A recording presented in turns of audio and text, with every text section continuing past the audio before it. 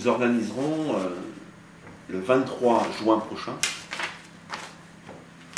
un conseil communautaire spécifique sur la question de l'eau, et notamment de la qualité de l'eau distribuée aux habitants. Aujourd'hui, on distribue 1 million de mètres cubes d'eau par an. Il y en a 200 000 qui proviennent du LEF, soit 20% de l'alimentation en eau de la communauté. On est en dérogation exceptionnelle d'utilisation de cette eau. Dérogation qui nous a été accordée par l'État jusqu'au 1er janvier 2010. Dérogation parce que la qualité des eaux brutes ne respecte pas les normes européennes. Et avec un risque important de voir le préfet fermer tout simplement cette prise d'eau comme il l'a fait sur l'IC. On a imaginé cette situation et on a souhaité trouver une alternative. Aujourd'hui, on a trouvé une alternative. C'est-à-dire qu'on a fait une recherche en eau souterraine, comme vous avez vu, et on a trouvé 700 mètres cubes jour. On a trouvé 700 mètres cubes jour, zéro nitrate, zéro pesticide, enfin une eau d'excellente qualité, dans un environnement assez exceptionnel quand même. Alors, il y a un hydrogéologue qui est passé et qui a défini la zone de protection. La zone de protection fait entre 70 et 80 hectares. Et on a à peu près une dizaine d'hectares de terres agricoles. Donc aujourd'hui, le choix, il est assez simple. Et le 23 juin,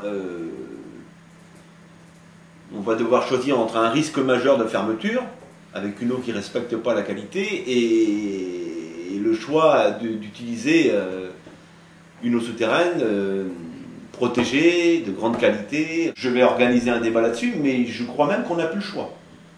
Franchement, on n'a plus le choix. On voit ce que représente la fermeture d'une prise d'eau superficielle.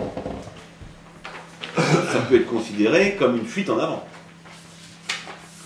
Ou ça peut être considéré comme un laisser-aller. Et ça, je ne veux absolument pas que ça soit perçu comme ça. Les conditions qu'on va y mettre, c'est bien sûr de poursuivre les actions dans les bassins versants, mais aussi de les intensifier, pour démontrer que cette question du LEF et de la rivière est une question majeure pour nous. Le choix sanitaire, on va dire, s'impose, de distribuer une eau au meilleur prix de qualité. Le choix sanitaire, il s'impose. Mais le choix environnemental de protéger et de continuer à protéger le LEF s'impose aussi. Alors je souhaite aussi qu'on réfléchisse bien évidemment sur deux choses. Les compensations pour les exploitants agricoles qui vont être touchés, pour la dizaine d'hectares qui vont être touchés. Bon, c'est pas insurmontable, mais il est quand même normal que les agriculteurs qui vont être touchés puissent être compensés. Donc je recevrai individuellement tous les agriculteurs concernés. Je me suis engagé à le faire. Et bien évidemment, tous les propriétaires concernés par la zone de protection, qui est, je le précise, à 80%, ou plus de 80% boisée, oui, ou en pré. Donc, on n'est pas dans une zone d'intensification agricole. C'est bien pour ça d'ailleurs qu'on a été là chercher de l'eau, et c'est bien pour ça qu'on trouve de l'eau de qualité. Alors, inutile de vous dire que ça nous coûte 10 fois moins cher de traiter de l'eau souterraine que de traiter de l'eau superficielle. Et ça, c'est aussi une réalité économique. C'est-à-dire que pour notre concitoyen, on va lui offrir une eau de qualité, mais en plus à un prix nettement moindre en production que l'eau de surface. Donc, vous voyez le choix.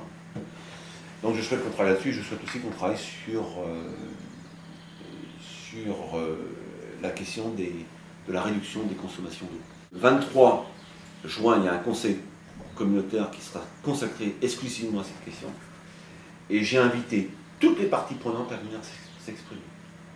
Aussi bien la Chambre d'agriculture, qu'aux rivières de Bretagne, que les pêcheurs, que les associations de consommateurs. Toutes les parties prenantes auront le droit de s'exprimer le jour de l'Assemblée du Conseil communautaire.